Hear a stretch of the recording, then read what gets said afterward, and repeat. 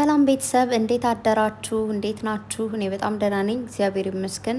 ጾም እንዴት ነው? እንዴት እያደረጋችሁ ነው? በርቱልኝ ውዶቼ። እንግዲህ በጸሎታችሁ አስቡን። ጨረቃዎች ዛሬ መጠዋል፣ በቲክታክ ማለት ነው። በብሩኬ ፔጅ ነው የመጡት።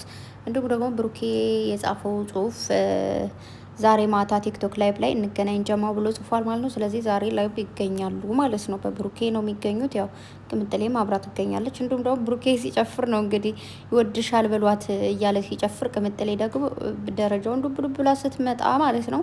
ያው በደረጃው አድጋ ነው የመጣች ብዬ ነው፣ ግን ካጠገቡ ሆና ከዛ ዘወር ሲል ይታየለ ቪዲዮ እንደዚህ ሲሰራ ቅምጥሌ እንደዚህ ቀና ብላ ስታይ ብሩኬ ዘወር ብሎ ሄዶ እንግዲህ ልታመልጠው ስትል ይዟት አብረው ጨፈሩ ማለት ነው። በጣም ነው የምታምሩት። ወይኔ ረበስ ማም ዛሬማ በቃ ማታ ላይ በቃ ያበደ ደስ የሚል ነገር ነው የሚኖረው። ስለዚህ ሁላችሁም ሬዲ ሆኑ፣ ስልካችሁን ቻርጅ አድርጉ ምናምን። ግን እውነት ለመናገር ማለት ነው አንዳንዴ እኔ በጣም ግርም የሚለኝ ነገር ልንገራችሁማ። የሆነ ቲክቶክ ትልቅ ጌም አለ ተብሎ በጨረቃዎች ብቻ አይደለም በሌላም ሰው ጌም አለ ተብሎ ምናምን በቃ ሰፍ እየጠብቄ ምናምን ነገር ማለት ነው። ልክ ያን ቀን ያኔ እንትኑ ሳይሆን እኮ እንደዛ ጌምም ሳይኖር የሆነ ፕሮግራም ሳይኖር ችግር የለም ወይ ቤት ነኝ ወይ ደግሞ ኖርማል ነው ስራ የለም ምናምን። ከዛ እንደዚህ አይነት ነገር አለ ሲባል ወይ ደግሞ ላይቭ ላይ የሆነ ሰው ሊገኝ ስል ምናምን ወይ ከቤት እወጣለሁ ወይ ከቤት ስራ ይበዛል ምናምን። እግዚአብሔርን በጣም ግርም የሚለኝ ማለት ነው። ብዙ ጊዜ እየጓጓውለት ነገር ያልፈኛል። ሰው ብቻ እናምለላችሁ ፈልጌ ነው። ምናልባት ዛሬ እንዳያመልጡኝ ያው ሸር አድርጉ ልይ ሲገቡ ማለት ነው። እሺ ሸር ማድረጋችሁ እንዳትረሱዋ።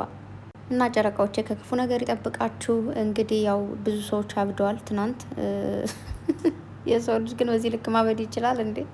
ወይኔ ጉዴ ፈላ። ማለት እንዴት መሰላችሁ? ይሄ ሰውን መውደድ ሌላ ነገር ነው። ሰውን ማክበር ሌላ ነገር ነው። ሰውን መከተል ሌላ ነገር ነው። ሰውን ማገዝ ሌላ ነገር ነው። ሁሉ እዚህ ምድር ላይ እያንዳንዱ ነገር ልዩነት አለው። ፍቅር ልዩነት አለው። መውደድ ልዩነት አለው። መውደድ ሁሉ ሰው መውደድ የምንችልበት እናት፣ አባት፣ እህት፣ ወንድም፣ ቤተሰብ፣ ጎረቤት ሁሉንም ሰው ኖርማል ነው።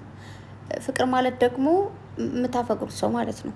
ያኔ በቃ እንዴት ነው ፍቅርና መውደድ ብቻ ይለያያል። ያኔ ሰው እወዳለሁ ሲባል ወይ ደግሞ እንደምትወዱ ስትናገሩ ወይም እንደምትወዱ ልትናገሩ የምትሸማቀቁ ሰዎች ወይ ደግሞ ይህን ከወደዋለሁ ስትሉ ደግሞ ፍቅር ነው ምናምን ብለው ወደዛ የሚያጣመሙት ሰዎች ካሉ እሱ ሌላ ነገር ነው። ምልላችሁ ነው መሰላችሁ? አሁን የብሩኬ ወዳጆች አሉ፣ ብዙ የሚወዱት እህቶች አሉ፣ እና ደግሞ በጣም ብዙ የሚያፈቅሩት ሰዎች ደግሞ እንዳሉ ተረድቻለሁ። የምር ማለት ነው።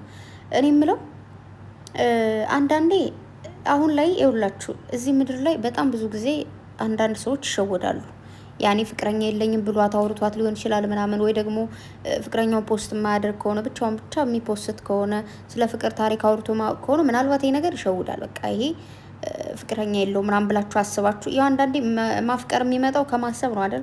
የሆነ አንዳንድ ፍቅርን እኮ እንዳየነው አፍቅረን አይደለም፣ ዝም ብለን እንዳያችሁ ትወዳላችሁ ምናምን፣ ከዛ ቀስ በቀስ በመላመን ነው ፍቅር የሚመጣው። ግን ግርም የሚለኝ ፍቅረኛ እንዳለው እያወቃችሁ ባለትዳር እንደሆነ እያወቃችሁ በፍቅር የምትጠመዱት ነገርስ ማለት ተስፋ ባይዘው ወይ በተስፋ የሚኖሩ በራብ ያልቃሉ ብሏል አቶ ብሩክ አለማየሁና በረሃብ ነው የምታልቁት። ማለት ሌላ የሚያፈቅራችሁን ሰው ታጣላችሁ፣ የምታፈቅሩትን ሰው የምር ደግሞ የራሳችሁ መሆን የሚችልን ሰው ደግሞ ታጣላችሁ፣ የእናንተ ያልሆነን ሰው ስትከተሉ ማለት ነው። ብሩኬ ቅምጥሌ እንደሆነ በደንብ ታውቃላችሁ። ከንፈሯን ካልሰማት፣ ግንባሯን ካልሰማት፣ እወድሻለሁ ብሎ ካልነገራት ምናምን፣ የሰው ልጅ ካልተዋደደ ምን ይሰራል? ቫለንታይን ዴይ ለምን ያከብራሉ ታዲያ ፍቅረኛ ካልሆኑ? እኔ እኮ ያማችኋል እንዴ? ማለት የሚያፈቅራት ከሆነ ማታፈቅረው ከሆነ ፍቅር ላይ ካልሆኑ እንዴት ነው ዝም ብሎ ብድግ ተብሎ ባላንታይ ዴይ ይከበራል እንዴ?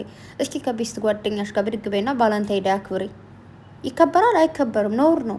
ዝም ብሎ እንደዚህ ባላንታይን ዴይ ኖርማል። ባላንታይን ዴይ ማለት እኮ የፍቅረኛሞች ቀን፣ የተዋወቁበት ቀን ብቻ እንዴት ነው ፍቅረኛሞች ጊዜ የሚያሳልፉበት ቀን ነው ባጭሩ። ተግባባን እንጂ ዝም ብሎ ለተገኘ ሰው ጋር ከተገኘ ሰው ጋር ምናምን እንደዛ አይደረግም። ሲቀጥል የማያፈቅርሽ ሰው የትዳርሽ አጋር ያልሆነ ሰው ቀሚስ ስጦታ አይሰጥሽም። እንደዚህ አይነት ቀሚስ ማለት ይሄ ኖርማል የባህል ቀሚስ ምናምን ችግር የለውም፣ ማንም ያገኘ ሰው ይሰጣችኋል። ግን እንደዚህ አይነት የራት ቀሚስ ግን የሚያፈቅርሽ ሰው ብቻ ነው የሚሰጥሽ። እንደዚህ አይነት አበባ ምናምን ዘረጋግፎ እንደዚህ አበባ የሚሰጥሽ ቀይ አበባ ምናምን የሚያፈቅርሽ ሰው ነው። ቀይ አበባ የሆነ ሌላ ሰው ከሰጠሽ እንዳትቀበይ፣ ፍቅሩን ማትቀበይ ከሆነ አይሰጥም። ሌላ አይነት አበባ ሊሰጥ ይችላል ዝም ብሎ ማለት ነው እንጂ አይሰጥም። ነውር ነው የማታውቁ ከሆነ። እና ደግሞ ተስፋ ቁረጡ እንዴ! እያወቃችሁ እያያችሁ በቃ እንደዚህ አቅፎ ሲስማት ምናምን ሲሳሳሙ እንዴት እየተቃጠላችሁ ነው ግን? ማለት እንዴት እየተናደዳችሁን? እኔ እኮ ሲጀመር እውነት ለመናገር ማርያምን እውነቱን ስነግራችሁ ብሩኬ መሆኑን አየዋለሁ ኖርማል እንደዚሁ እንጂ እንደዚህ ጥርሱ፣ አይኑ፣ ደረቱ፣ እጁ፣ እግሩ ምናምን ብዬ እንደዚህ ትኩረት አድርጌ አላየው። እንደዚህ ምስጥ ብላችሁ እንደዚህ ልበሉት ነው እንዴ ልጁን? የፈጣሪ ያለ እንዴ አይሆንም፣ እንደዛ ደስ አይልም። ሲጀመር ኃጢአት እንደሆነ ታውቃላችሁ አይደል? የሰው ባል እንደ ባል አድርጎ ማየት መመኘት፣ ይሄ የሰውን ባል በአካል አግኝቶ ያልሆነ ነገር መፈጸም ወይ ደግሞ ምናምን ብቻ አይደለም ኃጢአቱ። አይቶ መመኘት ራሱ ትልቅ ኃጢአት ነው፣ አይን ኃጢአት ነው። እሺ በዛ ላይ ደግሞ እናንተ እናቱ ናችሁ፣ እሱ የልጅ ልጃችሁ ነው የሚሆነው ምናምን። እንዴ ከዚህ በላይ ምን ያድርግ? ያኔ እንዴት አድርጎ ያስረዳችሁ? እንዴት ሆናችሁ? እንዴት ነው የሚገባችሁ? በጣም እንደሚወዳት በጣም እንደሚያከብራት ለወደፊት ብዙ ልጆች እንደሚወልዱ ተናገሩ። 4 ልጆች እንደሚወልዱ ከዛ በፊት ግን በጣም እንደሚያከብራት የምታውቁት ማለት ነው። አንዳንድ ሰው እኮ ዝም ብሎ የሆነ ነገር እየሳመ ራሱ ቢመጣ ችግር የለውም። ገባችሁ? ያ ሰው ክብር የለውም። እውነት ለመናገር ግን እሱ ስለሚያከብራት ነገ ብዙ ጊዜ አስታውሳችሁ ከሆነ የሆነ አይነት ነገር ድራማ ነገር ሲሰሩ ምናምን የሆነ ታይም ላይ የሆነ ወንድ መጣ ምናምን ብላ ሚኪ የመጣ ጊዜ ቅምጥሌ እኔ ችግር የለውም ግን ካሜራ አጥፊ፣ ለወደፊት ህይወትሽ አታስቢም ወይ? ገባችሁ? ለስሙ ያስባል፣ ለክብሩ ያስባል፣ ለእያንዳንዱ ነገር ነው የሚያስበው።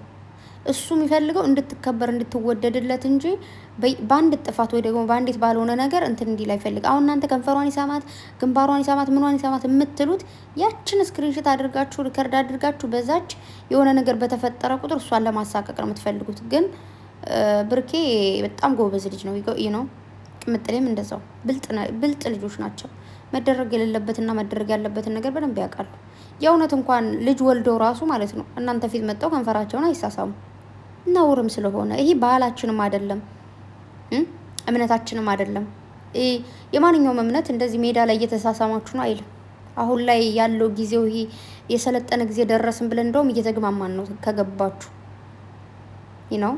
ስለዚህ ጭራሽ ከንፈር መሳሳ ምናምን ሌላ ነገር ተደረገ ማለት እኮ ነው ባጭሩ። ስለዚህ እንደዛ እየተደረገ ቪዲዮ አይሰራም ሲጀመር። ይሄ ኖርማል ነገር አይደለም።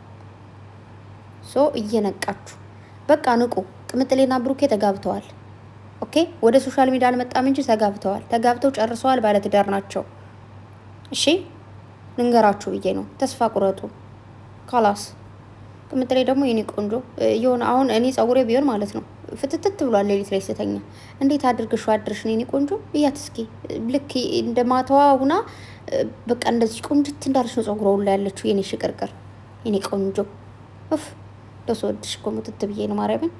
እና ደግሞ ምርጥ ይባላልሽ። እግዚአብሔር አይለያችሁ፣ ከክፉ ነገር ይጠብቃችሁ፣ ከእንደዚህ አይነት ምላሳምና መቀኛ ህዝብ ይጠብቃችሁ። እና በጣም ነው የምታምሩት። እንግዲህ ማታ እንጠብቃለን ማለት ነው። እና ደግሞ ቤተሰብ ያኛው እሙ እናቴ ልጅ ነኝ የሚለው ዩቱብ ቻናል ላይ በጣም ብዙ ጊዜ ሞከርኩኝ ምናምን ዩቱብ አልቀበልም ስላለ የትኛው ቪዲዮ ችግር እንዳለበት አይናገርም። ግን ቪዲዮ ችግር አለበት ስላለኝ ሙሉ ቪዲዮን አጠፋሁት ማለት ነው። ከዛ ሙሉ ቪዲዮ አጥፍቼ ቅድም ቪዲዮ ሰርቻለሁ በቅምጥሌ ማለት ነው። እና ልፖስተው እሱ ይዞብኛል። በሌላኛው ስልኬ ነው እንትን ያልኩት። ያኛው ስልክ አዛ ነው ዋይፋይ በደንብ አይስብም። እና የሆነ ሰዓት ላይ ፖስተዋለሁ እንትን ካለልኝ ማለት ነው ከወረደልኝ። እና በዚህኛው ሸራ አደርግላችኋለሁ ውዶቼ። ያው እንደዛ ተበላሽቶ እንዲቀር አልፈልግም። ስንት ነው 25,000 ምናምን እኮ ነው ገብተን ያለ። በቅርቡ 30,000 ይገባል ትላላችሁ። እና ወዳችኋለሁ። እስከ ማታ እንጠብቃለን። ጨረቃዎች ከክፉ ነገር ይጠብቃችሁ ጋይስ። ነገ ጾም ይገባል እንደ ረመዳን? እስኪ ንገሩኝ። ሴትዮዋ ነገ ነው ትለኛለች፣ ከነገ በኋላ ነው ትለኛለች። አወዛገበችኝና ንገሩኝ እስኪ ያወቃችሁ ካላችሁ ማለት ነው። እስከዛ መልካም ቆይታ ይሁንላችሁ። ወዳችኋለሁ። ባይ